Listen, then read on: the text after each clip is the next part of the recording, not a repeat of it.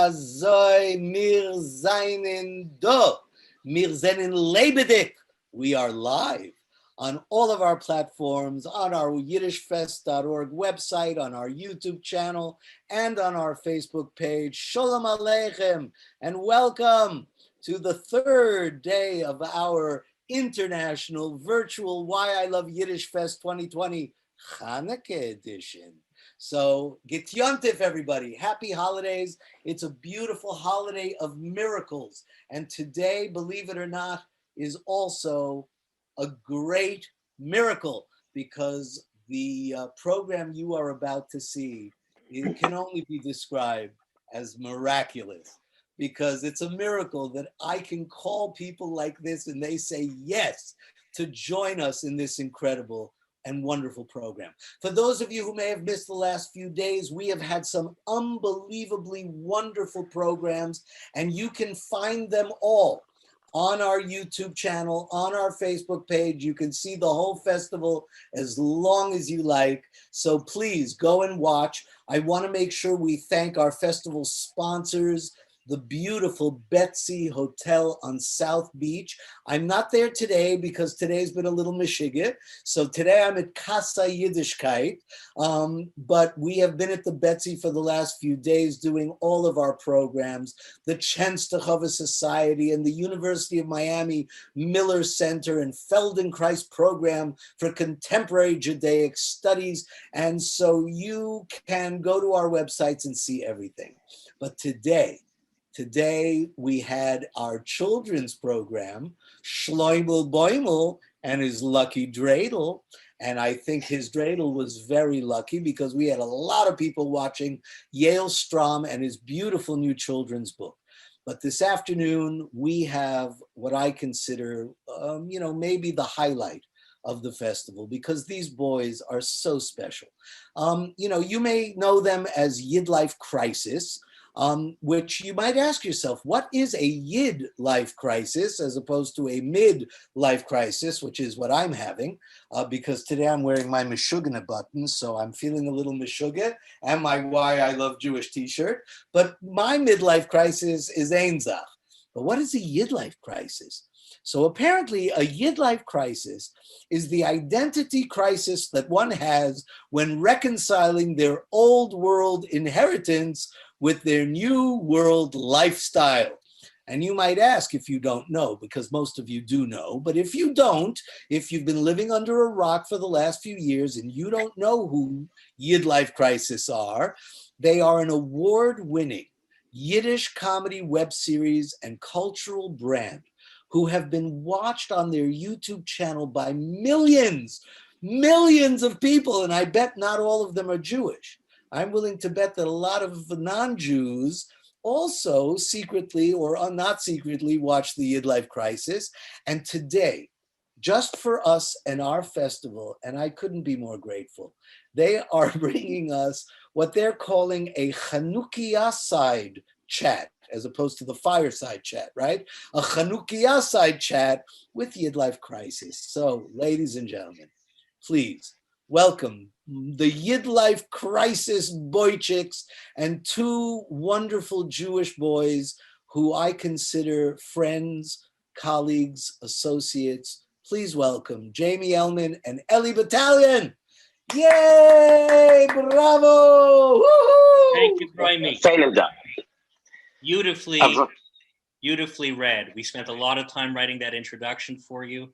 And you were well, and I mixed it up. I improv'd a little bit. I added my own touches, right? So, Ellie, you're the highlight of the festival. You read that part very well for us. So thank you. Thank you. Yes. Ellie, make sure we have his PayPal account. Yes. To get him back for that. Yeah. So you can pay me back some of what I paid you for the show. Yeah. That's right. Excellent. For reading that. Thank you. Yeah, no, it's good to be back, except that I'd say probably I speak for both Ellie and I that we all wish we were at the Betsy Hotel, our favorite place in America. As I like to say, the Betsy is the bestie. It really is the best hotel in North America.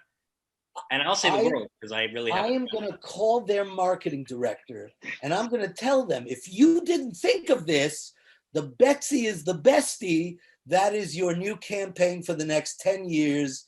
Done. All Also, right? can we do the Yiddish one? The Sure. Betsy is the best. The best. That's right. The best. The It best sounds of better.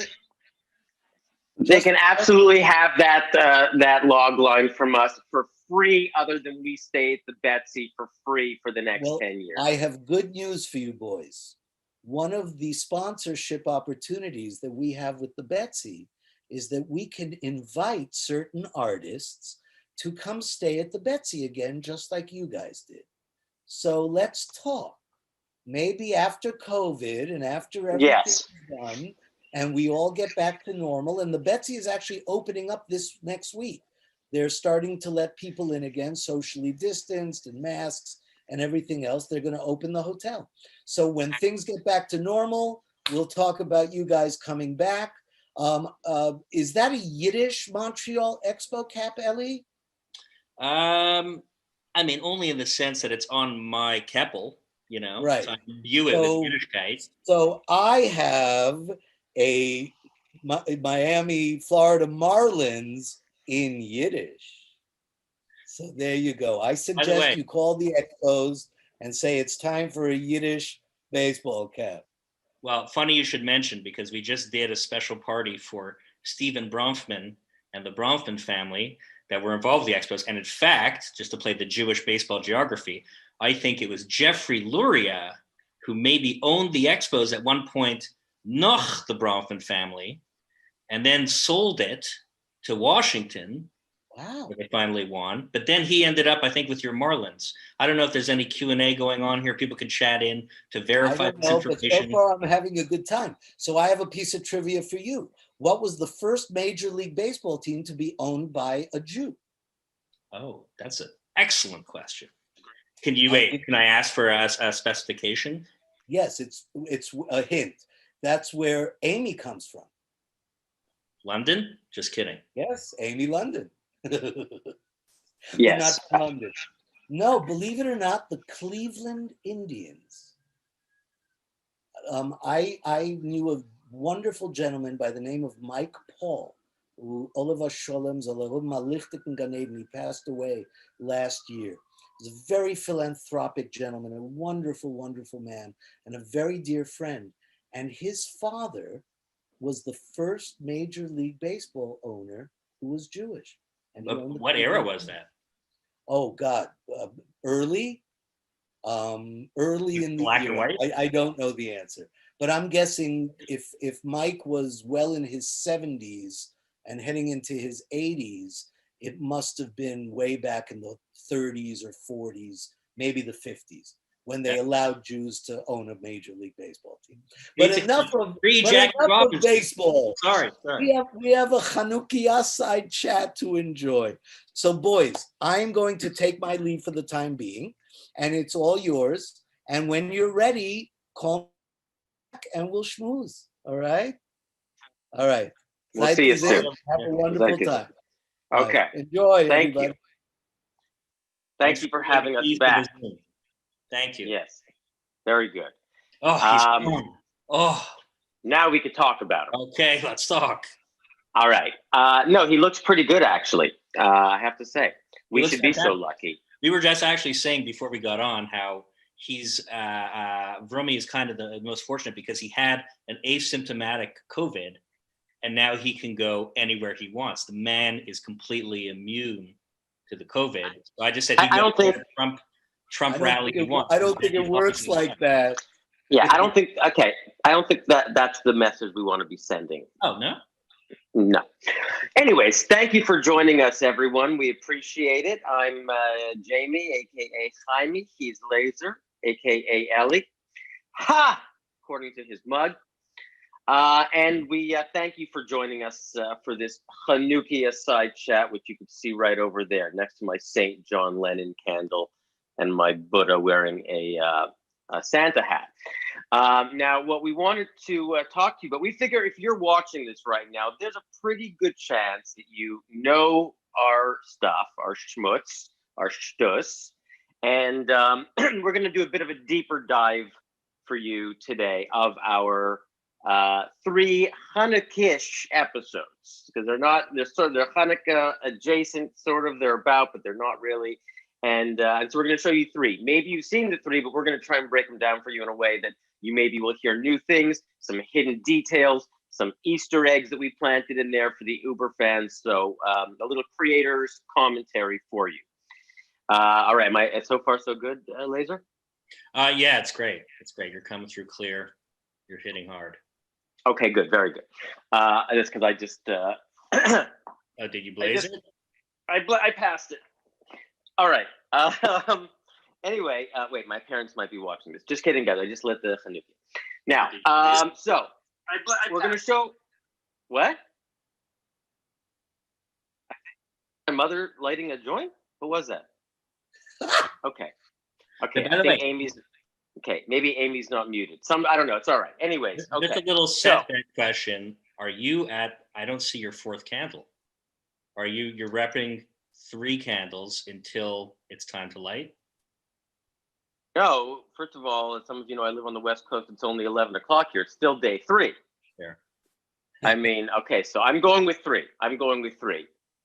Okay, good. It wasn't Amy said it's so it's not. It must be. Okay, it's fine. All right. So our first episode we're going to show you here is Bastards, and this is Mamzerim. It's our 4th and final episode from our 1st season. So some backstory on why this is a Hanukkah episode and why we did it this way.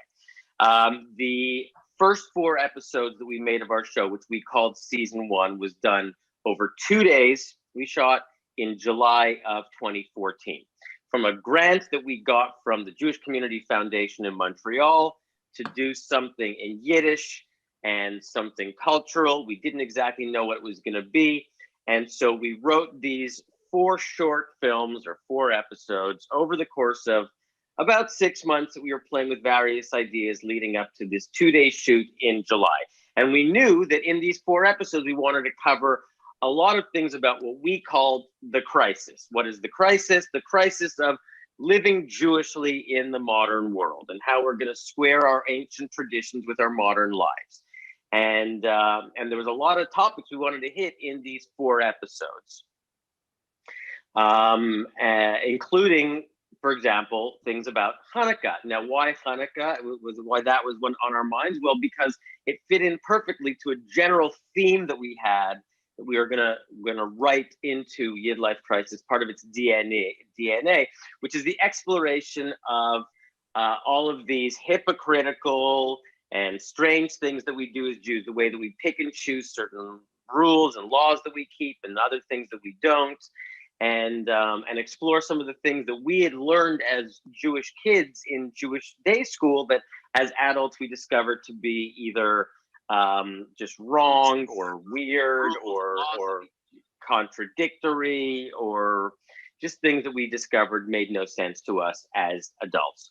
So one thing we wanted to talk about was, for example, the story of Hanukah, which is a story that we learned about in school having to do with the miracle of the lights and the 8 days of the oil and the small Jewish army taking on the evil Greeks. But what we learned as adults, of course, was that the story of Hanukkah is much more complicated, and that it's actually about a Jewish infighting between zealots and more modern contemporary Jews. We'll call them Jews. I don't know if they were called Jews by then, who were falling under Hellenistic influence or Hellenic influence in the world, in the ancient world. And there's like Jew-on-Jew violence in this story. And there's Jews who wanted to progress and embrace modern Greek concepts that were, would come to define the next 2,000 years of Western civilization. But we didn't learn about those things, and we just learned about latkes.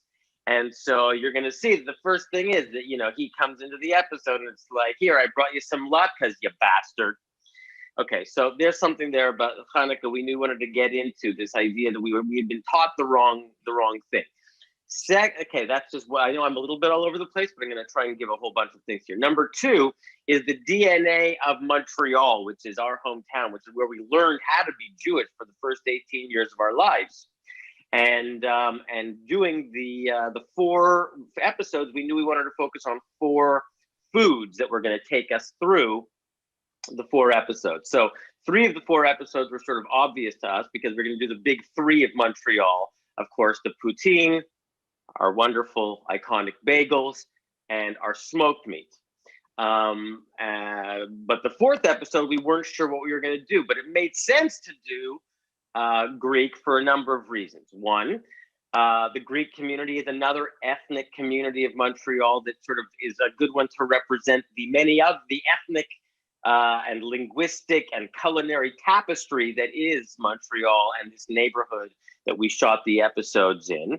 Not only are these ethnic groups all these immigrant groups all upon each other in this neighborhood, but in fact, the Greek restaurant we're eating at, Arahova Souvlaki, is directly across the street from St. Viator Bagels, which is the maybe most iconic bagel place in Montreal or the world. So even on this very street, and we referenced that in the episode, how are we eating Greek when right across the street there's the bagels? And so this is how the cultures are overlapping each other. And so the Greek was a good representation also of how we've been influenced by the other cuisines of Montreal and therefore the cultures of Montreal. So you'll see in this 4th and what we thought at the time might very well be final episode of YidLife, because at the time it was a 4-episode thing. We were doing it as a passion project together, things we wanted to get off of our hairy Ashkenazic chests. And so this made sense to us that this 4th food group, the Greek souvlaki, is actually representative of all of this other Montreal-ish, Montrealais culture that surrounds us, which will lead us to our thesis in this episode, which is that we're all ish and all of our cultures overlap on each other. And in fact, bagels aren't even Jewish, and smoked meat isn't really even Jewish. And so, of course, it's all this mishmash, if you will, of cultures and foods. And another way of saying that we're ish is saying that we're bastards, we're mamzerim. So he calls me a bastard at the beginning of the episode, but really by the end of the episode, we're saying that we're all bastards. We're all influenced by the food that's right there on the other side of the street. That's most of what I wanted to say before the episode. There might be some other stuff after. Is there anything else worth saying before the episode, Lazy? No, I think that's a pretty good forspice of what's to come. So maybe is it Amy time? Is it time to Yeah, let's throw it to Amy. We'll show you the episode Bastards, and then now you can sort of watch it with some of this stuff in mind, and you'll see how we're going for all the things that Jaime, my character, is going for, reasons to progress, to be a progressive Jew. And you're going to see Laser trying to talk about being sort of representing the Maccabees, if you will, the more zealot Greeks, the more zealot Jews, and the more practicing Jews of the time. And this is sort of the whole chevrusa of our series, is the modern Jews versus the old Jews. And that's Bastards. So I think we'll talk more after that. And if you have questions, we'll answer them after the episode. So here's Mamzerim. Roll it, Amy.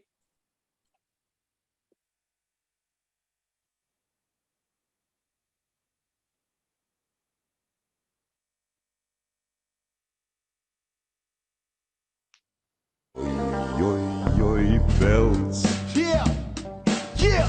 Mein Steikele Bells. Yeah. Mein Heim alle dort, wo ich hod, meine kindrische Jorn verbracht. Hey! Ich habe euch gebracht Latkes. Guten Hanukah, Mamzer. Tis Juli. Tis Juli. Du weißt, dass ich esse nicht Griechisch. Auf was sie haben getan? 2. Jahrhundert BC, gezwungene Megeier sein, Schande von dem Beis Hamikdash, ich kann nicht essen, das Dreck. Amy, move your cursor, 2000 please. Jahre später, und er ist noch ein Cast von einem griechischen Einfluss in Juden. Und Schomren, für Ah, was Schomren. vergisst du Tomit Schomren, Epikoiches? Und was? Zum Beispiel, ob der Griechen Frage gestellt, was ist gewinnt, sie schlecht? Ja? Ich weiß nicht. Mathematiker, Geometrie, Astronomie, Philosophie, Drama, Komödie, Demokratie. Was hat ihr zugebracht zum Tisch? Latka. Right. Was ist nicht so viel Jiddisch, es ist Slawisch. Wir sind gewesen beim Scheidweg von griechischen und jiddischen Kultur. Wir sind gewesen inmitten von St. Viator Street, gegräht zu Kleiben zwischen der griechischen Speise und der frische, heiße, schöne Bacon. Und du, Epicurus, du hast geklebt die griechischen Speise. Heute Kopf. St. Viator ist gewesen eine römische Golem und so nicht Feuer von dem 14. Jahrhundert. Das ist mein Problem. Zweitens, Begler lernen nicht so viel Jiddisch. Das ist schön. Challe, Polish, Babke, Russisch, Dänisch. Danisch. Was wird nicht verdrehen, Ihr seid gewesen wilde Chais. Abgeschnittene Kopf, und man hat abgeschnittene Pots, ja? Ja, aber für was hat ihr mal gewinnen ersten? Will ich sagen. Weil wenn sie haben geschrieben, die Teure, sie haben noch nicht ausgefunden in etliche Sachen, wie Wertigkeit oder Safe. Und ja, in dieser Jahr haben sie gewinnt, klug zu schneiden die Schmeckel, zu ausmachen eine UTI. Aber für was jetzt, Mann? Für was jetzt? Mach mal mit dem Mischigas, hä? Grab jeden will uns zurück aufstellen, der Base of Yiddish. Aber du, die Schmeckel heute. Gib ich.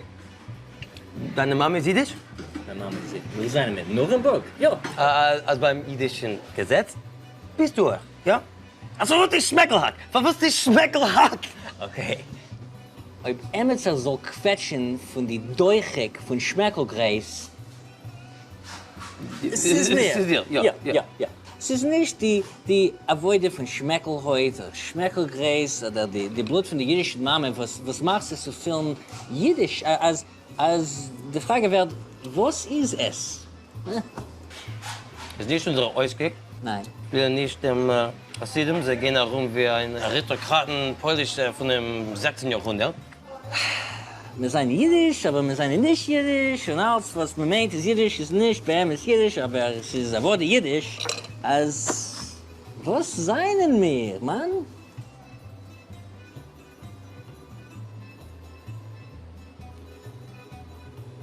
Hobbes, wir seien Mamseren.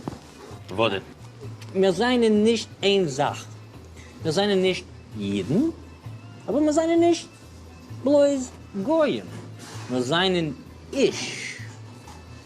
Wir seien Yiddish. Wir seien von Ich. Kasher. Ja. Wissenschaftlich, fanatisch. Ja. Alle Kultur wird ausgemischt in anderen Kulturen, ja? Auf der Fall, Begler und Putin, Brisrit, seien alle Quebecoisisch. Ja. Und euch seien Souvlakis. Wir sind Souvlaki. C'est ça, mon gars. Merci. Die ganze Sache ist vermischte Meise. Also was schluckt dir zu raten, wenn deine kleine, pintele Kultur euch es meint fällen, alle Geschmacke Sachen arriber der Gas. Du sagst, dass wir 21. Jahrhundert Mamser. Aha. Ich darf zu mischen. Oui. Ich darf verlassen. Ja. Ich darf nehmen eine Lactate. Aha. Und ich darf bestellen Souvlaki. C'est ça. Ich hab nicht lieb die Peter doch. Komm mal gehen zu mir. Also wir gehen zu einer arabischen Platz jetzt. Sie sind lavonische Christen. Also wie die Christen sind gewesen besser wie die arabische. Hast du gehört von den Crusades? Die Inquisition? Es ist genau der Platz, wo man kann finden Falafel, was ist Stamm Jiddisch. Falafel ist Mitzri. Ja, ist der Christus. Ist gewesen ein Jid. Yiddish, ja. Oh, es hat gegangen. Genau. Oh, das Beimale, was ich hab es verpflanzt. Oi, Belz. Yeah! Mein Steak, alle Belz. Yeah! Mein Heim, alle dort, wo ich hab meine kindrische Jorn verbracht. Oublie pas d'où tu viens, man! Oi, Belz. Now, we missed Lord Cavendish. That's okay. Okay, fine. Very inside baseball. Coming back to baseball. Yeah. I was just gonna close off this one and throw it to you for the end. And also, before I forget, I want to say hi to Liz Morley, who wrote to us on our on the YouTube channel that she wishes that we were her sons, and that's because she doesn't know us that well. But thank you. Oh, and also I see here Ellie Azenman is writing from Melbourne, Australia. Happy Hanukah, freylekhn Hanukah to somebody watching live in Australia. If you have questions, you can ask us afterwards. Okay, so Ellie is about to tell you about the next episode, but I'll just cap off the first one, Bastards, by pointing out a few other things we did there now that you saw it. Hope you liked it. Hope you heard it maybe differently in a few ways now that we gave you this little explanation at the beginning. So a few things. Again, trying to play on the fact that Lazer's character in our chevrusa, in our Talmudic friendship debates, is the more religious one. He references, we reference Judea and Samaria. So that's a little sort of inside wink to, I mean, you could take what you want from that. Is that about the occupation? I mean, I don't know. There's a lot of ways you could go with that line, actually. He mentions the St. Viator across the street. We get to circumcision, which was something that, again, that was an important one for us to talk about in the first season. Again, not knowing if there would ever be a second season, because the circumcision thing is such a perfect example of something that even the most reformed secular Jews often in our world won't even question if they have a son that they're going to circumcise. They can literally toss out 612 mitzvot and the entire Talmud, Shulchan Aruch, and the Haggadah. But chas v'shalom, you shouldn't circumcise. So again, that's a good example of the trope of hypocrisy that runs through YidLife that we wanted to say. But why? We're not even going to examine why we do this barbaric thing. And no, we just have to do it because that's just something that Jews do, which is actually the last line of the first episode of the season. So we're tying it all together here. And then at the very end, we wanted to mention, we mentioned the French Canadians who, for them, bagels and smoked meat is not Jewish, it's Montreal. But for us, we know it's Jewish, but really Montreal and Jewish and food is all this mishmash. And that's why we thought that worked. And finally, the one thing I wanted to point out was the final moment of the show there. You see us walking down the alley outside of Arahova, and we nod Good Shabbos to an actual chassid. So this scene, this episode takes place in Mile-End on the border of Outremont, where the Hasidic community lives. And in this episode, what? Wasn't that the guy from Shtisel? Yes, we flew in the guy from Shtisel. No, That's it was not but that's very that's very racist. And the only other comment to say that bagels and smoked meat are not Jewish, infidel, heretic. I mean, those are the words that come to mind. But we'll talk. Epikoirus, exactly. All I'm saying is the Quebecois society and the French Canadians there don't necessarily know that, which is part of the reason why we made the episodes to educate and to expose the Jewish aspects of Montreal to the non-Jewish world there. And we one more thing we did in there, which is my character went a little bit because we're right in that neighborhood where the Hasidim live, is that I'm making fun of their garb, and that my character is talking about how they're dressed like 17th century Poles or whatever. And but at the end of the day, what we're trying to say is, but really they're Jews and we're Jews and we're all the same. So we said, you know what? And this was a spontaneous thing that Ellie and I just decided on the day. It was too harsh to talk about the black hats and make fun of their garb and end it like that. We need to show that we really are them and they are us, and we're descendants of them and they're our brothers. And even though we disagree, that they're also like our chevrusa, and we're not into Jew-on-Jew violence. So we realized we needed to get an actual black hat to make an appearance in the show, which is something that we really should have thought about more than 30 seconds before we shot it. But anyways, we then stood out on the corner in front of our Arahova restaurant and asked about 50 guys who were passing over the course of an hour or two, will you appear in our show to do one thing, just say good Shabbos to us? And 49 people said no. And the last guy said, yeah.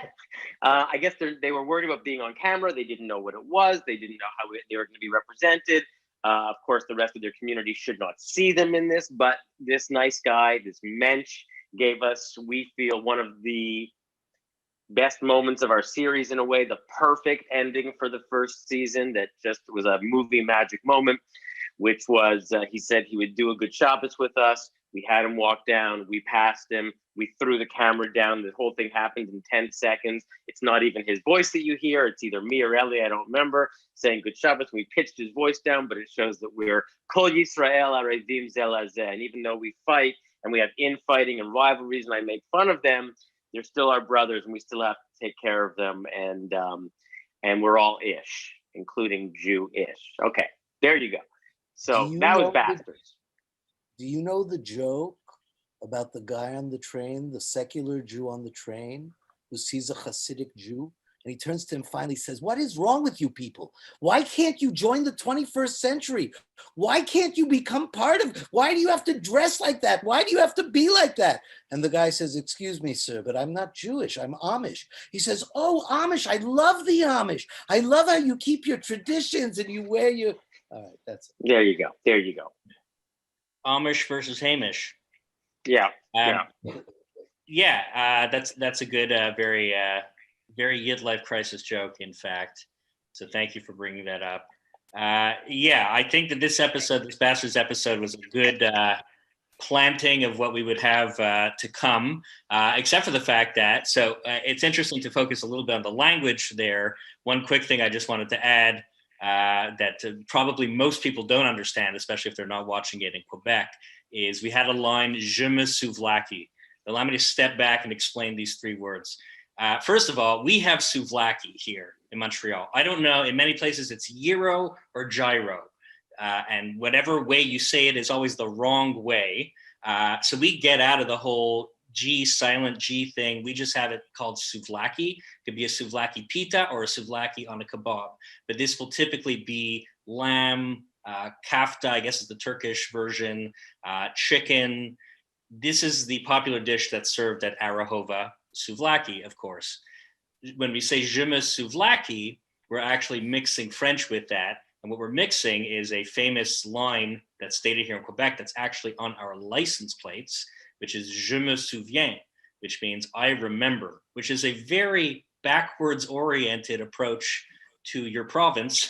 But it shows that in Quebec, particularly, people want to think back to the past and their origins as opposed to necessarily the future. And just to get even more erudite on you, what they're referring back to is the Battle of the Plains of Abraham in something like 1789 or something. Jeff Idkush, please correct me if I'm wrong, where the British came to Quebec City and there was a battle on the Plains of Abraham, and basically the British had the conquest from that point onwards. And I think that was the beginning of the end of New France and all those lovely states you have in the Golden and Medina, like Louisiana and Illinois, and all these places that were French ultimately became British and ultimately became American. All this to say, je me souvlaki is our way of putting the je me souviens together with souvlaki. And it's that kind of Yiddishkayt in language that is at the heart of the series, but also shows how specifically in the Mailand area, you have French, you have Greek, you have Yiddish, you have a series of Hasidim that walk in and out of a series of alleyways, no joke. We are Shtisel live in the Mailand, and it's just a crazy place, which is part of our inspiration for why we shot it in the first place. But by the way, and sorry to cut you off, but just to put even a finer point on it, and Ellie gets credit for that line, the je me souvlaki, which I've heard for 6 years is maybe our best line in the whole series, is that again, we're drawing parallels between the Quebec non-Jewish French Canadian secular society and the Hasidic Jews, and even secular Jews like us who are more traditional, like the laser characters. So the je me souviens is there hanging on to their past, which is long gone and is not coming back. And similarly, you know, the Maccabees fighting for what they're fighting for and what Laser's fighting for here. So, but by the way, I have to bring this in right now, especially because it's a lazy Sunday. So let's take our time here. I think you should talk about the Yochanan Lowen story and how that's go ahead. Fascinating. So this brings the Hasidus and the French Canadian and the Hellenism and the religious together in such a weird twist that it's very YidLife crisis. It's like we kind of regret not having written it ourselves first. There's a man and his wife, and we met this man, Yochanan Lowen, who grew up in this area called Boisbriand, which is about, half an hour north of Montreal. But it's basically like an area which was typically extremely French-Canadian, but I don't know which sect of ultra-Orthodox Jews. Tash. It's Tash. Okay. So a bunch of Tush Jews created basically, I'm not going to call it a commune, but a very insular village there, and have a very thriving community in and of themselves. And Yochanan was one of, I suppose, many who went through the educational system there. However, he eventually left the fold of the Toshers and then realized that he didn't have any form of secular education, none of the haskalah, as it were, to give him the tools to be able to thrive in Quebecois society. And so what he did, which is very Jewish, is he actually decided to sue the Quebec government for having allowed for this situation to take place in the first place. Basically, for the Quebec, who is the Antiochus, to allow at that time for the Maccabees to be teaching him the Maccabean stuff without him having access to the Hellenistic material that he could have used to thrive in a Hellenistic society. Anyways, the reason why this is partially timely, besides the fact I think Yochanan lives in the Mile, I don't know, I assume as such, is that they just announced that he lost his case. I don't know if there's going to be an appeal, but the Quebec government did not accept the case, which is very interesting. The Quebec government is one of the most, in some ways, progressive leftist governments you will find in North America, certainly the most taxing governments in North America, but they did not accept it. We'll need to bring on good old Dershowitz to explain that to us, or maybe Tubin. Can we get Tubin on the Zoom? Let's not call either of them. Okay, good idea. Good idea. Yeah, I don't think there's anything to really see or hear there. Anyways. No. Point is, I think you can see our process. There's always material happening tangent to whatever's going on, and there seems to be exponentially more material in and around the Mile End, the Hasidic area of Montreal, where everything comes together, the Hasidim, the French Canadians, and everything in between. Okay, let's fast forward very quickly to this next episode we're going to show you, and a bunch happens between us finishing this season finale and creating this other show. So like Jamie said, this was a passion project. Didn't know if we were going to continue. Certainly never thought about continuing. Turns out people were seeing our stuff through the internet and enjoying it. And we started getting invited to places to talk about our show. We got invited to Israel of all places. We actually did a comedy conference in Jerusalem called Comedy for a Change, about comedy and impact. And its impact on people, which was basically our whole approach to this. And we started filming around the world, started a sub-series called Global Shtetl, which is actually, you should go to YidLifeCrisis.com when you're done with this and you're done with the festival. And you can find our Global Shtetl series, and we did it in a bunch of places, culminating in our Judaism, A Taste of Jewish Montreal project, which we actually did at the last Yiddishkayt initiative event. But we evolved in terms of the types of content we were doing, but we also evolved in terms of our Yiddish, because one of the main things that we got as feedback, see, we thought only Yiddishists would watch this. As it happened, a lot of non-Yiddishists watched it, and the Yiddishists that watched it didn't like it. And they didn't like it for a variety of reasons, mostly based on their own personalities and the fact that they will probably not like anything. But they did have a fair point that there was a lot of grammatical inaccuracies, and the Yiddish was all over the place. And part of the reason why was because the people that translated it were a bizarre combination of a 17-year-old a Jewish friend named Nachman Reich, who I discovered through a Bronfman Youth Fellowship program I was involved in, who happened to be here, and my, at the time, 81-year-old father. It was a very interesting combination of translators, definitely not professional. So in our second season, we decided we're going to shoot more professionally and we're going to Yiddish more professionally. And we brought on a real starker, by which I mean Rivka Augenfeld. Hopefully she's watching. If she's not, I won't take offense. And Rivka is a very talented translator of Yiddish, and we were able to work with her on a bunch of different things to get the Yiddish right. And so we did a bunch of different episodes in our second season that were a lot more produced. And the one we're about to show you that is the most Hanukkah oriented or holiday season oriented is called, of course, Jingle Bells. And basically, we had more to get off our chests about what it's like to be Jewish in a multicultural era. And specifically, one of the most interesting nights for all Jews in a multicultural era is Christmas night, Nittelnacht, if you will. What do we do as Jews? And specific, what do the outsiders do? Because it's not just the Jews, it's anyone who is not part of, I guess you could say, Christian faith, but the reality is basically a general Western Christmas spirit. And at the same time, it's not black and white either, because many Jews are involved in that in some way or another. Case in point, Santa Klein, who you will soon discover in this episode. Anyways, there's a bunch of interesting stuff, including playing with Yiddish, playing on Yiddish jokes in general, particularly a classic Catskills joke that maybe we could talk about on our way out, that for those of you in the know, you'll see that the episode is actually structured and inspired off of a singular joke. In fact, a singular punchline, and sort of reverse engineered from that point. But at the heart of it is really the idea of, as we discussed before, the ishness, the relationship with other cultures, the similarities and differences that we have with those cultures, and basically how it all comes together in the beauty of Christmas night. So I think we're good to forge ahead, yeah? Yeah. Why not? Amy. Roll it. Titmera Toive. And show us Jingle Bells. Bevakasha.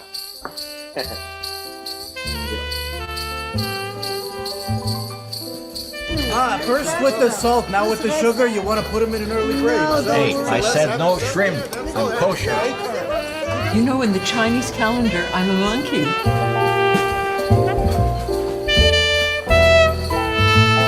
I don't see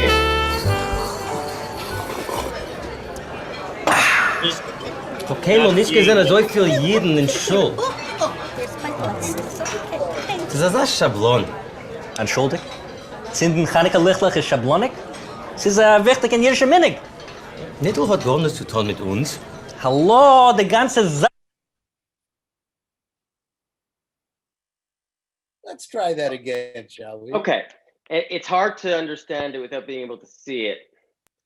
Oh, okay, wait, she's doing it again.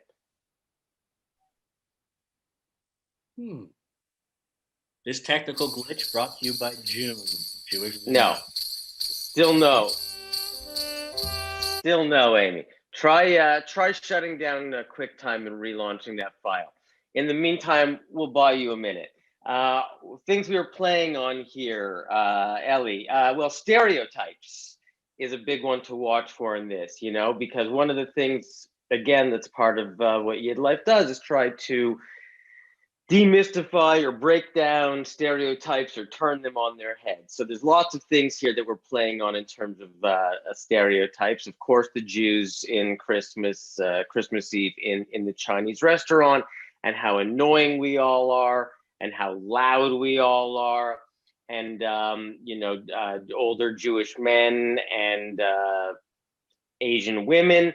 And I just want to give a shout out right now to our season 1 translator and a man who plays attracted to Asian woman. That's Jaime Battalion, Dr. Jaime Battalion, Ellie's dad, who I have to say nailed that line pretty accurately. Ellie, He did very well. Let's try it again. Okay. She's trying. Okay, here we go. See you on the other side. Okay, how does it end? Okay, there it is.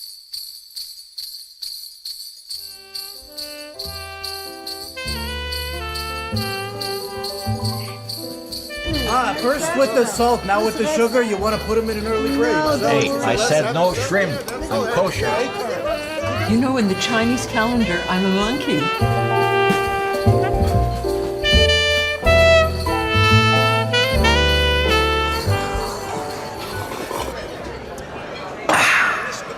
Okay, noch nicht gesehen, so viel Jiden in Schul. Das ist ein Schablon. Entschuldigt? Sind ein Chanukah likhtikn ist schablonig? Es ist wichtig in jüdischer Minig. Nittel hat gar nichts zu tun mit uns. Hallo, die ganze Sache ist wegen uns. Hast du mal gehört von der kleinen Jüngel mit dem Namen Jesus? Jesus hat gar nichts zu tun mit Nittel. Was ist mehr Nitteldick wie die Nigunim? White Christmas, Winter Wonderland, Chestnuts Roasting, Let It Snow, Rudolph the Red-Nosed Reindeer. Wer meinst du hat geschrieben, die klassische Smiris? Unsere? Das ist alles wegen die Tschatschkes. Ah, und wer meinst du importiert die Tschatschkes? Santa Claus? Santa Klein. Und wer meinst du macht die Tschatschkes? Die Elvis? Chinese. Ja. Es ist eine Beziehung von Bequemkeit. Jede Beziehung ist eine Beziehung von Bequemkeit. Lemoschel, du und ich. Ich mach sicher, dass du erst nicht allein. Du rechnest uns die Trinkgeld. Ich bin gut mit Ziffern. Weißt du, wer ist euch gezeichnet mit Ziffern? Chinese. Ja. Schkoiach. Hörst zu sehen, wir können uns aushalten. Hat die Arme so No pork, no spice. Get the Gläubigen die alte Kackers. Sir, on behalf of the Jewish people, I'd just like to say that we really appreciate the way that you're able to deal with our elderly. Genau. Thank you very much. Meal excellent. Now we take the bill.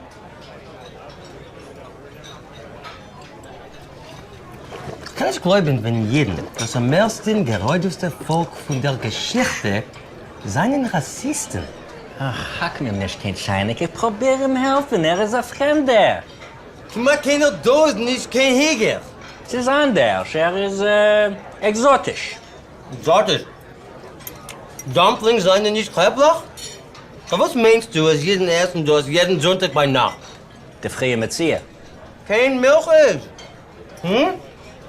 Man mischt nicht Milchigs und Fleischigs. Und man verspart Geld für Leiter. Wir haben eine Sache beschützt. Der Regierung für Eltern, der Fokus auf der Erziehung und schwere Arbeit. Fetisch für asiatische Freuen. Und jüdische Geschäftsleute. Machaier. Und wir seien beide Freunde, beschaß Nittel. Masken, aber wir haben gegeben es zu der Welt. Ich will nicht pischen in dein Wandton, aber Nittel ist älter wie jeden Unchine. Hast du mal gehört, den mitzrischen Moschel wegen Haus? Absurde geboren, ein Scheich ist mitten Salem, begraben und ausgestanden in Trias Hameisim. Es klingen etwas etliche Jingle Bells für dir. Von wann nimmst du das? Yeshiva Wikipedia? Ja, mach. Nu, mit was seien die Mitzken bekannt? Die Pyramiden. Und wem können wir danken für sie? Die Chevrelein, ja. Sie haben sie Mamis gebaut. Sie, sie, alle Menschen.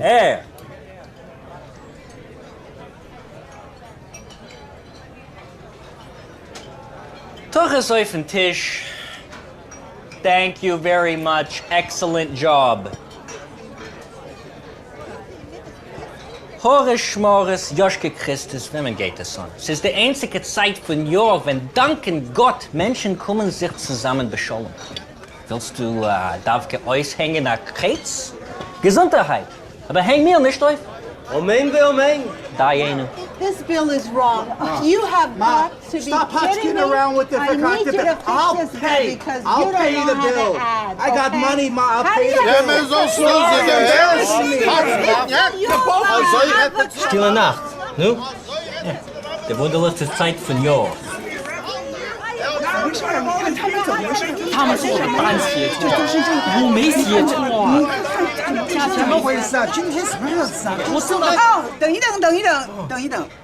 Entschuldigen wir, das ist ein Eins, nicht kein Sieben.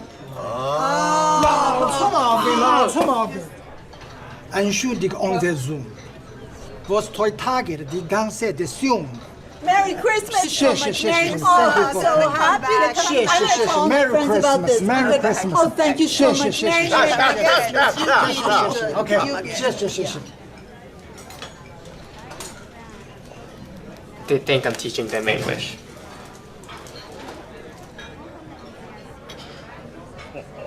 I am idiot.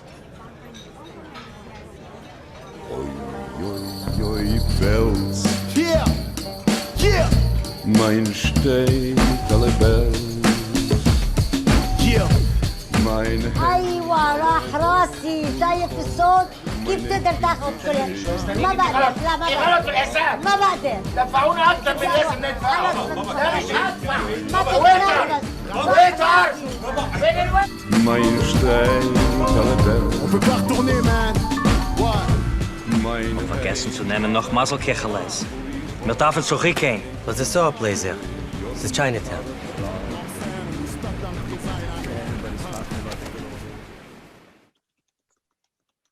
To anyone that got the Chinatown reference, you have our vote. That was we've been meaning to do that one for a long time. A very few. So yeah, let's just pull out a few more Easter eggs for them, things they might have missed. You want to start? You want me to start? You find some eggs. All right, so here's here's some eggs we wanted to throw in there. So again, we're playing on stereotypes. So the classic old joke, if you know it, the Catskills joke is about the guys eating in the Chinese restaurant, and then the waiter comes over and speaks perfect Yiddish, and they say to the manager, how does he speak such beautiful Yiddish? And then the manager says, shh, he thinks we're teaching in English. And that was the famous Yiddish joke that we were flipping on its head to do this this whole episode, really. So we're playing up on all sorts of stereotypes, which is another theme really of all of the YidLife crisis is stereotypes, Jewish stereotypes, cultural stereotypes. So you have us as Jews acting as our stereotypes, like my actual Auntie Maxine yelling at the waiter that she doesn't want any pork or spicy in her food, and how just annoying and loud we all are. That's a Jewish stereotype. You also have a Jewish stereotype, which is that Jews can be a little bit racist sometimes, which is not untrue. And this is something that we always found funny and fascinating, how Jews, the most persecuted people, can also be kind of racisty sometimes, and how that's very funny and ironic in its own not funny way. And, you know, we're playing up on the fact that the stereotype of the Chinese being good with numbers, which of course they are, but of course Laser's missing the point that, you know, we have maybe more of these things in common than, you know, because of course Jews are pretty good with numbers too. And then one more Easter egg I'll mention, then I'll throw it back to you, Ellie, for some of the Yiddish and other stuff here. We threw in a Steven Spielberg reference there. So if you see him making the pyramids, right? We're talking about the pyramids, and he's building a pyramid out of the rice. Anybody catch that? That was from Close Encounters of the Third Kind, when Richard Dreyfuss is building the mashed potato mountain. So he's making the rice pyramids. Okay, it's a weird, but you know, we liked it, and it's we were trying to mimic the same shot that Spielberg does there. So there's another little Jewishy Easter egg in there. Laser, what do you got? I just want to speak to some of the handy Yiddish translation work that Rivka Augenfeld did, because there's some fun ones in here, especially ones that I'd never heard of before. So shablon as a cliche, shablonic. I found that quite interesting. Another good one, which I think that Rivka coined, the Frie Metzia, the early bird special. Go out and use that, particularly this 24th. Actually, don't go out at all. Just use it in your household for this year. And I believe this is the first time in our series we did Tuchasleif and Tish. Yes. Actually, so there was two that I just remember when I was watching it, which is that because that's something that we missed a lot in the first season, was using actual Yiddish idioms and expressions. We weren't thinking along those lines. We were kind of trying to do our own Montreal French Canadian-ish version of Yiddish. How real Jamie and Ellie might speak Yiddish to each other in the Mile End in Montreal, but we didn't incorporate some of the classic expressions. So Rivka gave us two in here. Tuchasoif and Tish, which is what he says, ass on the table, your bum on the table for bottom line, Tuchasoif and Tish. And the other one that he did was Hakmer Nishkein Chinik, which is maybe one of the most famous Yiddish idiomatic expressions, which means literally don't bang my kettle. Is that right? Yeah. Don't bang on my tea kettle. That's right. Don't bang on my tea kettle, right? Don't stop busting my chops. Because a chinik was the tea kettle, and when the water boiled, the top would start to bang, and it would make noise.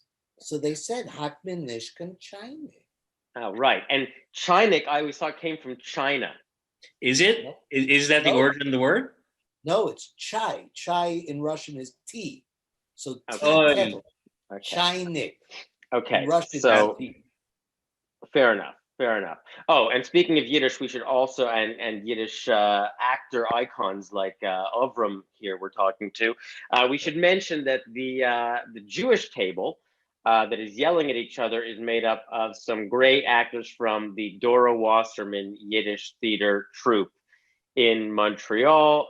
They were all hilarious. They were all throwing Yiddish expressions in at each other, and we got them because they could do that for real. And thanks to everyone. And I also want to say, I don't think there's like 0% chance that any of our crew is watching this or ever will. But I also just want to shout out Brian Wilcat and Kieran from the first season, Kieran Crilly, who shot our episodes that really made them look good. And Yingle Bells in particular jumped up our production value by a lot from the first season. And our teacher, Eli Kogut, is in the background there. My parents are playing Mahjong in there. What were you going to say, Ellie? I was just going to say, we should also shout out our producer, Phil Kalin, who has produced our whole web series. And in fact, this might have been his most impressive because we had 50 Jews that were shooting in a Chinese restaurant in Montreal for, let's just say, a fraction of what it might normally cost to do this sort of thing. Not only that, but they sat there for an entire shoot day, which was like 12 hours. My father was totally on Spilkes. He couldn't It believe was insane.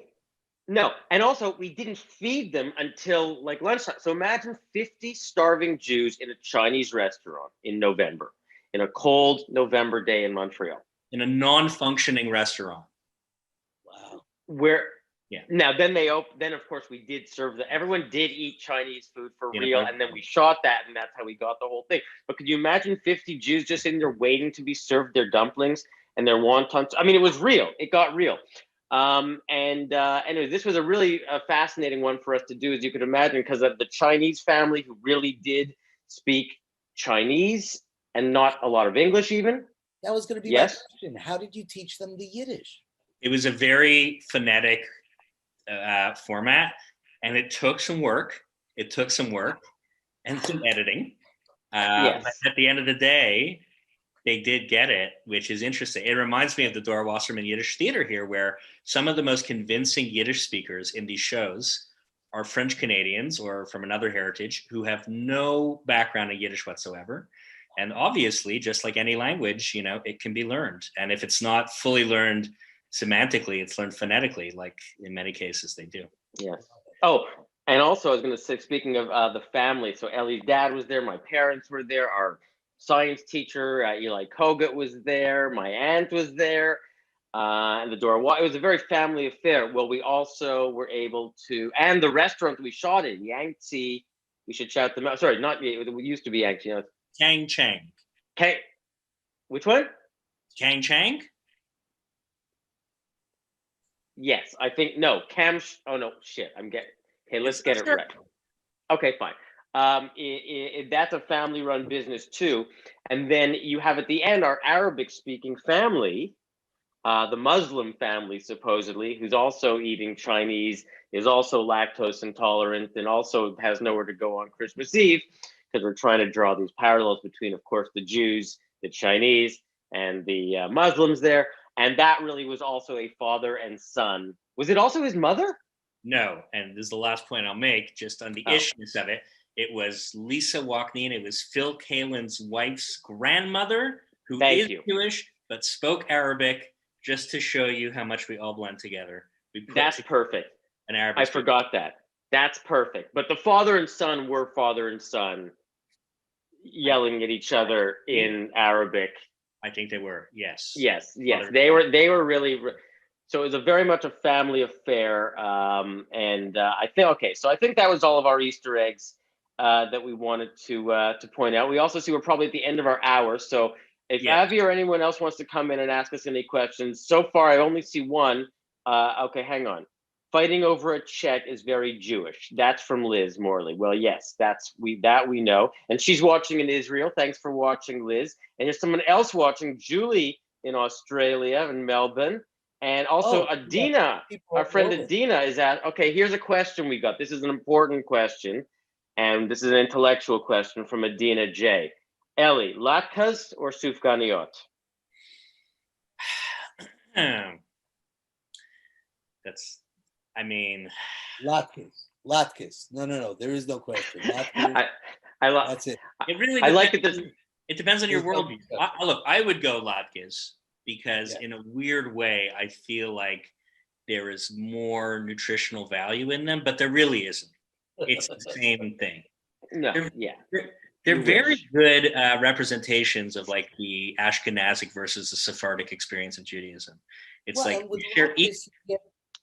latkes, you get both the sweet and the savory, because you've got the applesauce and you've got the sour cream and you've got the latke. Sufganiyot is just sweet, and I love sufganiyot. Don't get me wrong, but have you ever put salt on a sufganiyah? I have not. Nor that is Ellie. Destroy a sufganiyah with Ashkenazic influence. Soy sauce. Soy sauce. You sick mumser. Oh, I love you guys. You sick mumser. Anyway, now by the way, so are you on to your next one? Or do we have to shut ourselves out? No. You know what? We have time. 4:00 is our next show. An hour is what we try to stick to, but sonst alle gehen in Dresden backen Beigel. Oh, so I don't know if you know that particular saying, kind of like Tuchis auf den Tisch and Hackmanisch Kanchainik, sollen sie liegen in Drerd in backen Beigel. They should lie on the ground and bake bagels. I like the Polish twist there on the Beigel. Yeah. By the way, I've been listening to some jigging in the background while I work, which is a very weird thing to do, to just put jigging on, and jigging and Schumacher. Yes. I miss that level of Polisher. The best. Actually, it's Polish, but do you know where Jigan was from? Jigan came from my family's hometown of Lodz. Yeah. But they didn't say Vos, which would be Litvak. They didn't say Vus, which would be Polish Galiciane. They said Vuen. And that was Lodz. That was the Lodz accent that I grew up with because my grandparents were from Lodz. Very interesting. And I grew up with all the Jigan and Schumacher albums. We literally used to just play them like that. Yeah. No, those guys are still the reigning champs. Yes. I mean, that stuff really blows us away, and it's still on our to-do list, which we've had for years, to learn a Jigan and Schumacher routine to be able to perform something like that one day. That's the advanced class. Maybe your mother will have to train. Oh, you're in on that. Okay, I was going to say your mother's going to have to train us on that. But you know what? I'm actually curious. My friend Moshe. What would happen if you translated a Jigan and Schumacher sketch into English? Why, where is this Jingle Bell? Yeah. It's a Jingle Bell. Hey, Maxie. Ellie. Where is this? Who is that? I found him. He was on my doorstep. Nice. And I said, you know what? It's a Sunday. A time of miracles. Yeah. Yeah. Good. It's really fascinating. You guys are great. I mean, what I love about you guys, and if you have a third video, let's go. Let's do it now and then we'll talk. How's that? Oh yeah, we could show it. Sure. We should. Let's show it. Why not? In case anyone hasn't seen it. I think they've probably seen it, but this gives a chance for anybody to ask any final questions. Check it out. The YidLife Crisis Guide to the Holiday Classics.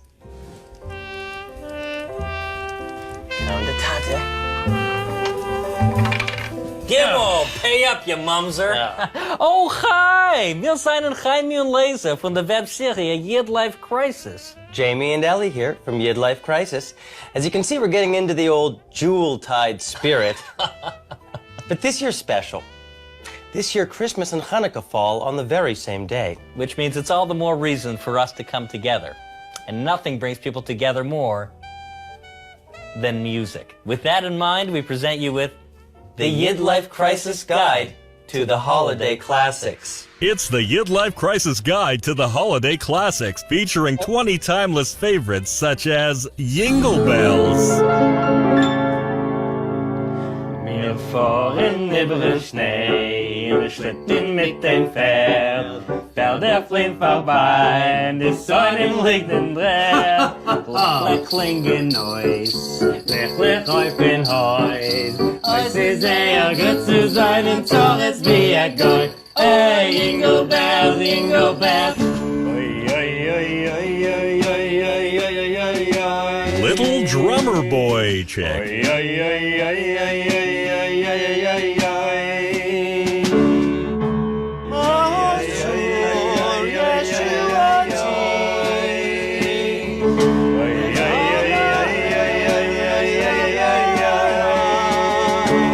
And Christmas songs written by Jews.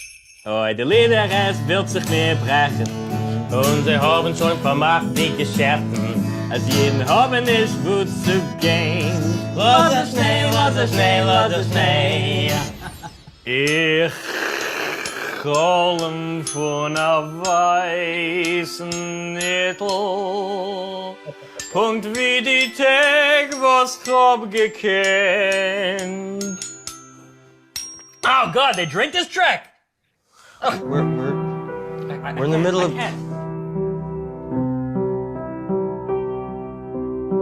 Man Lem brat men eifen Prepetschik. Yankov Chos bei still good enough. Antisemit. Sorry.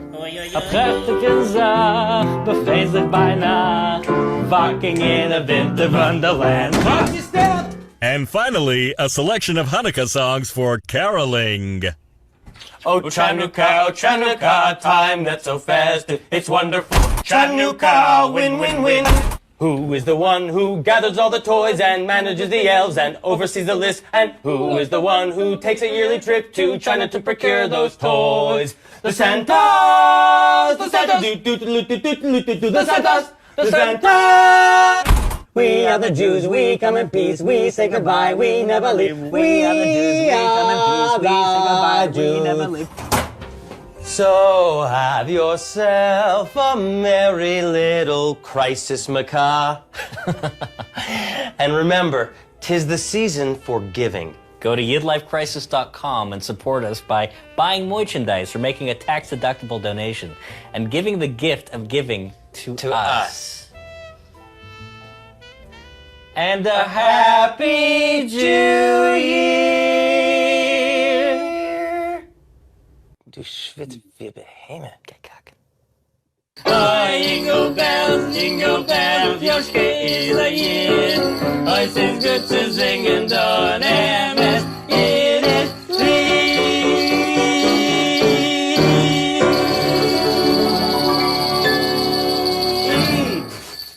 Oh my God. Oh my God, you guys. Oh, what a classic. No, really, there's no one in the world. Thank you. Seriously, one of the reasons I fell in love with you guys the first time I saw anything that you were doing. There was an interesting question on YouTube. Do you start with a theme for each show, like conversion, anti-Semitic, and then just riff? Which actually brings a secondary question, which is, how much of your programs are improv and how much is scripted? Good question. We can break this. Yes, I see this question. Blair, thank you for asking about that and saying that your the Rosh Hashanah Jews for Jesus episode is your favorite. And do we start with the themes or whatnot? Good questions. Yeah, well, we generally do start with the theme. Yeah, so it was sort of, we knew that we wanted to do a Hanukkah episode, even back with the first episode we showed you Bastards. We wanted to touch on those issues.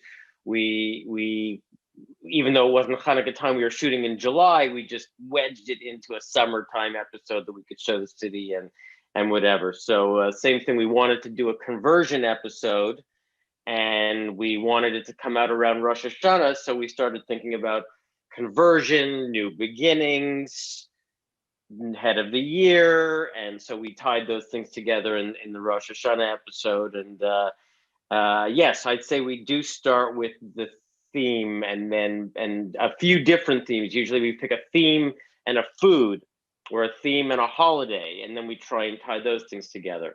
Ellie, I don't know, was that Is that true? Good gesagt. Yeah, in general. I mean, there's a matrix that we try to follow between that. Yeah, a holiday could be a restaurant, could be a specific food, could be a topical point. And, as can be seen in a bunch of our episodes, it's not to our credit. It's just so many things are so related to each other that we try in an almost a Larry Davidian inspired way to weave in a lot of different things into things that are 5 minutes, 6 minutes, 10 minutes, sometimes successful, sometimes not. But we really like to, as you can imagine, Talmudically and analytically go very deep into something and find all the angles of it, and then try to scintillate that into our Yiddish scripts, which ties into the next question, which is how much is improvised? The truth of the matter is we are not at a Jigen and Schumacher level of Yiddish or a Vroimi level of Yiddish where we could really get away with the improvisation. I think that should really be one of our life goals, is to get to that point where we could improvise that freely. So the reality is everything that you see that you think is scripted is basically entirely scripted. And in a way, as people that appreciate things like Curb Your Enthusiasm, which Jamie was actually on, by the way, we appreciate the idea of something that gives off a bit of an improvised flair. But we've had this question before. We take it as a compliment in that there's a naturalism to it, but the reality is it is extremely scripted. We very much stick to the script on that. In our documentary series, our Global Shtetl and our Judaism film, nothing is written, and we are completely off the cuff, but that's because it's in English. So, hashtag life goals, try to get to a point where our Yiddish, perhaps through the Yiddishkayt initiative, gets to a point, we're already fetching, we're young and fetching, He's a Yiddish speaker, you can tell. He's on his way, he needs to learn too. Get to a point where we can really, sort of improvise with some of these things as well, and then sort of do it more like Yiddish jazz as opposed to Yiddish classical, which we are right now. Well, you are always welcome, free of charge, to join any of with my mother's Yiddish Funo 1, Funo 2, and now we're starting a Funo 3 class. We've had several hundred students from all over the world. Wow. And it's amazing how this thing started from nothing, and now suddenly it's evolved into a Yiddish Fun 03. And we just have fun with Yiddish. It's just about conversational. We don't do Tuches auf den Tisch, but we do Hakanish Kanchainik, and we do a lot of the proverbs and the sayings, and we give you Yiddish, words and sentences. It's only a 6-week class, so we can't really go in depth into vocabulary and grammar and all that stuff. But the idea is to give people a real sense of, the Yiddish, so that they can, go home to their families after the class and say things and blow their friends away. So it's lots of fun. You're welcome anytime. Something you didn't mention, which I was surprised, because you kind of skirted around it, but you never actually went into the fact that Hanukah is not mentioned in the Old Testament, but it is mentioned in the New Testament. Right. Jesus had a feast of dedication, and that is Hanukah. Yes. And so, you didn't go there, and I thought you would, which actually brings up how fallible we all are. So I did an interview on the radio the other day, and I talked about exactly that. Jesus, the Feast of Dedication, Hanukkah, in the time of Jesus, it's not in the Bible. And then she said, okay, well, tell me the history. I went, well, the Romans were attacking the Jews, and it was, but it was the Greeks and the Syrians. Right. Sure, and earlier, but I was talking about Jesus, so I went to the Romans. So all the people out there who's heard that interview on WLRN, please stop emailing me. I made a mistake. It happened. I'm only a man. Fetching. Stop fetching. Yeah, exactly. We know. Yes. No, I mean, it's a good point. We skirt around it a bit. I think we say something in Bastards about, we didn't have things at the time the Torah was written, like science or soap.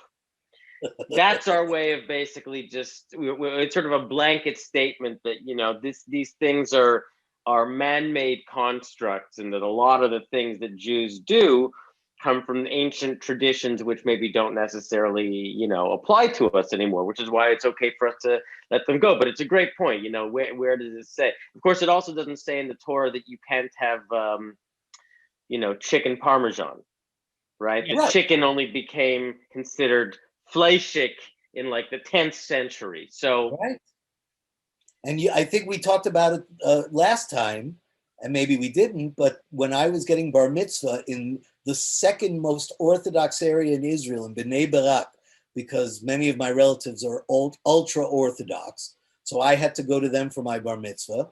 The rabbi was teaching me, and he said, well, you're kosher. I said, no, we're not kosher. We don't, we're secular. He said, what do you mean? You eat milk and meat? I said, well, why not? Because once upon a time, they didn't have pasteurization and homogeneous. Now it's safe. 2,000 years ago was brilliant. Now it's like, why? You can't eat the meat of the baby and the milk of the mother. I said, chickens don't give milk. All right, get back to your studies. Get back to the culture. Yeah. The end of that conversation. Beautiful. Jingle bells, baby. I love you guys. Tell me again the Trias, what did you guys have? Trias. Well, Trias HaMesim, Mechayim Eitim, but then you turned it into something else, and I can't remember, and I should have written it down. Was it the hang on a krecht? He said, you know, if you want to hang a krecht on the wall, I don't know, when did we say Mechayim Eitim? It was somewhere in there, Trias something, but it's okay. Yeah. I'm sorry. Yeah, it's a typical thing that we do. Where the resurrection of the dead is, you know, we'll say Trias HaMesim in Yiddish, but he was using it in reference to basically Jesus's birthday or like the resurrection of the dead, and we like taking these sort of Christian tropes and just, you know, dropping them in. Same as in our, in one of our episodes, we translate the French-Canadian slang word tabarnak, which just means tabernacle. Right. We translate it into the English in an episode as Jesus Christ. It's not what he said, but, you know, we're just playing on the Christian, Jewish ways of swearing and you know, the way the language comes together, and, you know, the way Jews say Jesus and all that stuff. So I got a call. This is actually a little serious for a second. I got a call last week from an Israeli who was given my number, and he said, please, can you help me? I don't speak Yiddish, and my mother, you know, Alea Shalom, she passed away, but all my life she used to call me Triasl. And I have no idea what it means. What is Triasl? And I thought about it for a second. I said, well, your mother was a Holocaust survivor. He said, yes. I said, because you were the baby that was born who was the reincarnation of the dead. Trias HaMesim. You were the little reincarnation, the Triasl. And he burst into tears. And it was a beautiful moment. You know, so it's amazing how Yiddish really gets around, and it's got the laughter and it's got the tears. Tell me why you're not afraid to tackle the more serious issues in such a comic way. I mean, you know, that's what makes you guys so amazing, is that you'll tackle all these very horrible things in such a funny way. Were you not afraid when you started doing that people would just go, how dare you compare Jews to, you know, whatever, you know? I mean, on one foot, we were a little bit, but we continue to have this actually as we continue to do live shows, and we do Jewish shows for different communities. And there's always a fine line between what is truly funny and what becomes offensive. And especially when you're dealing with people that hire you and they want to honor the community in a variety of ways. The most sensitive issues are sometimes the funniest issues, but they're also the most sensitive issues. And they're the ones that these are fundraisers. You know, it's the last thing they want you to do is offend anyone. So it's very tough. It's very tough. But what we found from the beginning was that the religious components did not seem to be attacked very much. The way that, we might eat on Yom Kippur or something like that 100 years ago or something like that, that might have been a very, very offensive thing. Now we're in a bit of an era where I find the Jewish community, for the most part, is very open to discussing and laughing at that, which I think is a very healthy thing. What's interesting is we've been seen by some ultra-Orthodox people, and they know that it's schmutzig, but they still engage with us, and they still, on some level, enjoy it, even though it's kind of like visual trafe, they don't shun us. There's still a certain, an enjoyment of it, a secret enjoyment of it, which I think we really appreciate that exists too. So, I don't know. I mean, I would say at the end of the day, I think we're a bit lucky. Maybe in other religions or cultures, we would already be beheaded at this point. Definitely. So right now, we're doing pretty well. I think the most controversial thing we've done actually so far was not an episode we showed today, but we got increasingly confident to do these things over the years, because we're now in our 6.5 year since we shot the first 4 episodes. Thank you, which is crazy that we're still at it. And the last Yiddish episode that we shot was an anti-Semitic episode. You can find it on YouTube or on our website. And that one I would say is pushing the boundaries maybe more than any other episode, because we're talking about anti-Semitism and anti-Zionism, and we even get into, again, there's this Jew-on-Jew violence. We say violence, we don't mean physical violence, but the Jewish community itself, we feel, has never been more divided online about Israel, about anti-Zionism and Zionism, about U.S. politics, and all this stuff. So we made this episode called an anti-Semitic episode, and there's a swastika on the wall that we're walking through a park in our hometown, and we come upon a swastika on the wall. That's something that I think 6 years ago we never in a million years would have thought we would even attempt. So we've gotten, but you know what? Even that one, we've gotten no, hate mail. Luckily, we've built up some goodwill over the years, because I think, to use Ellie's term that he coined 6 years ago, we use the Trojan horse of comedy to approach the sensitive topics in Judaism, including anti-Semitism, anti-Zionism, or putting a swastika up on the wall, and how are we going to respond to these things? It's because it's comedy, overtly, expressly comedy, that we think allows us to get away with that stuff. Yeah. In my second show, I was just going to say, in my second show, Too Jewish 2, I tried to deal with similar subjects between Judaism and Christianity and other religions. And I think the farthest I went was putting up an image of Jesus on the cross. And I went, the fish was this big. That's very good. So that's very good. That's maybe as far as I went. That's very good. That's pretty far, Yeah. That's still quite far. Good. Boys, Ellie, so what are you we're gonna gonna have to wrap up. Why don't you tell everybody what you have coming up and where they can find you again? And we're gonna link to everything you do all the time. And you know that you have a place with me always. And the Yiddishkayt initiative is hopefully, this whole concept of why I love Jewish, to fight the hatred of Jewish, and the idea that we don't want to get into, too overtly political and not religious.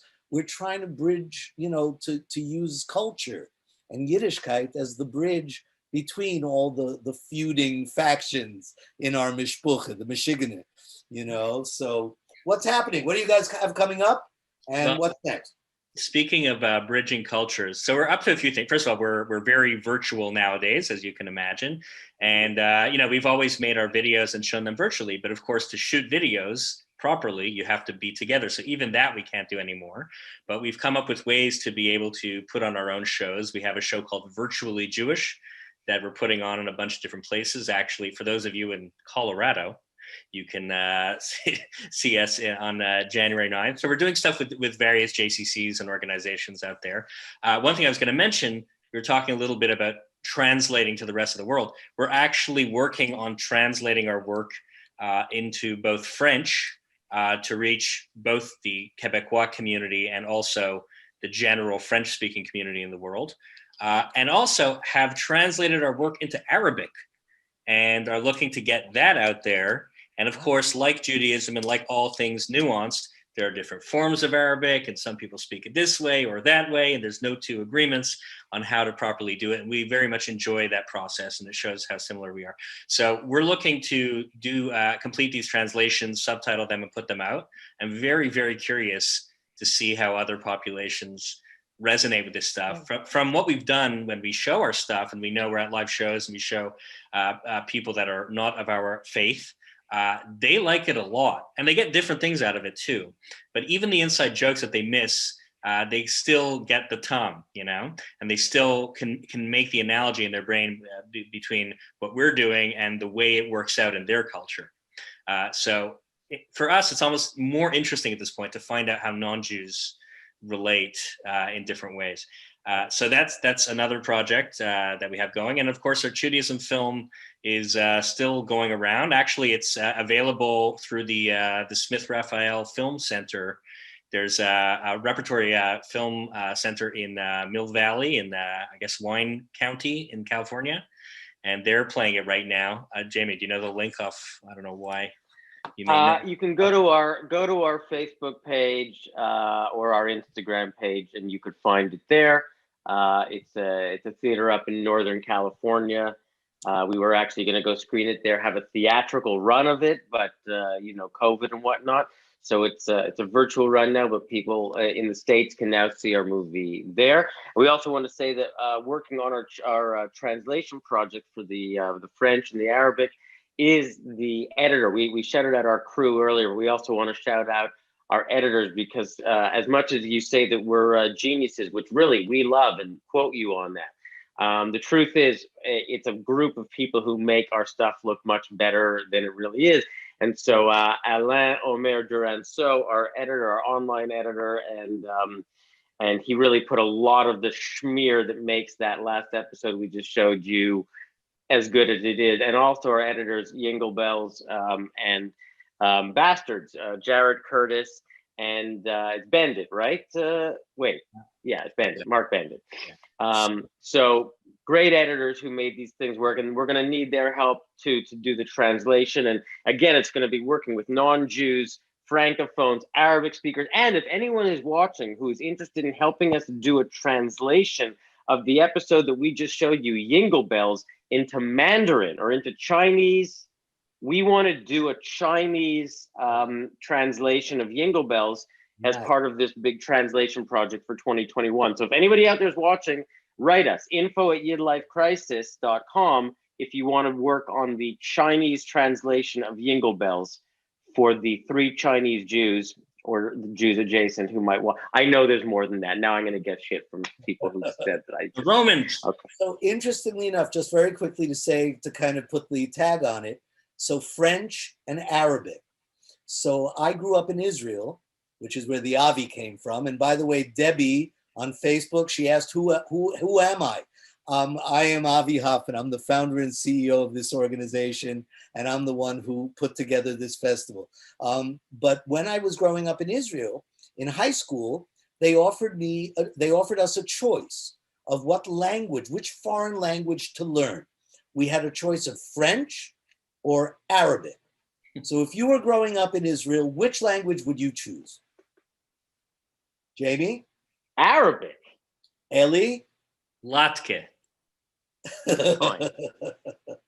Sufganiya. I think Arabic. That's really interesting. Arabic. There's no question Arabic. You're surrounded by a lot of Arabs who hate you and want to kill you. Wouldn't you want to learn their language so you could tell them, listen, don't kill me, please?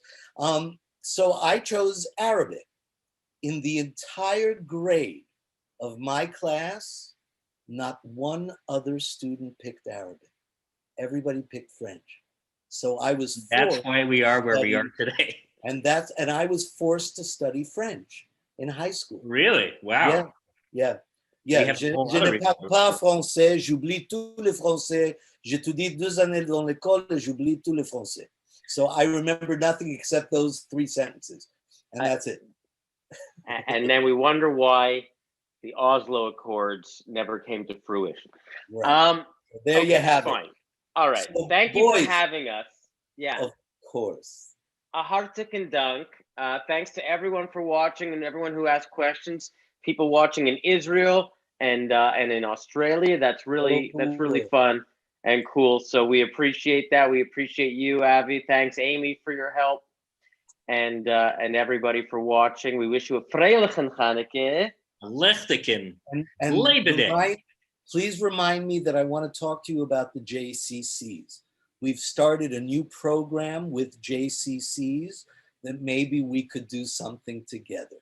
So we'll talk about it. Great. Jigen, Schumacher, and Ovrum. There you go. Let's do it. I'm ready. Anytime. All right. I'm going to let you guys go, and I'm going to say goodbye to my people. Ashenim and hartlichen Dank. Bleib gesinnt. Don't forget to wear your masks. Don't forget to wash your hands and distance. All right. You have the NYC. Do you have the NYC crotch mask? I have my crotch mask. Of course, I have my crotch. That's a collector's item. It is a collector's item. As a matter of fact, you know what? Here's mine. Right. Okay, now. go. He's going full. I love. Where's your Marlin? Yeah. My NYC crotch, baby. Nice. There's nothing better than an NYC crotch. And if you don't know the story, send me an email. All right. Thank you, boys. We'll see you soon. I can't wait till we're back at the Betsy. All right. We'll see you at the Betsy. Good. We'll see you at the Betsy. Thank you. Sei gesund und stark. All right, everybody. So what could I say? Can I be more proud to have such friends all over the world? And these incredibly talented young men who have discovered their Yiddishkayt, their Yiddish language roots, and have been able to bring it to millions. I mean, I'm not exaggerating, guys. This is not hyperbole. They have been watched by millions of people. They've done videos with major celebrities, not Mayim Bialik and Howie Mandel, just to mention 2. These boys are amazing, and I am so incredibly honored that they are willing to participate in the work that we're doing to bring Jewishness and Yiddishkayt to the world. So once again, my name is Avi Hoffman. Our website is Yiddishkayt Initiative, right? Yiddish, YILoveJewish.org. So go to our website, you'll see everything we do. And by the way, when you go to our website, you may notice that you can actually buy a beautiful tote bag with any letter of the Hebrew or Yiddish alphabet. And of course, why I love Jewish. And if you wanted to buy more merchandise to put in the tote bag and give it to people as gifts, of course, we have our YI mugs. We also have a mensch, be a mensch, kvelling. We have schmoozing. We have all sorts of great mugs. We have t-shirts. We have hoodies. We have all sorts of wonderful books. For instance, the Legends of the Aleph-Bet coloring book. What a great gift for adults and children. It's got all the amazing, beautiful letters of the Aleph-Beis created by a great artist named Ben Zion Zuckerman in 1919. And he did, look at that Lamed. I mean, it's just gorgeous, all right? Every single letter.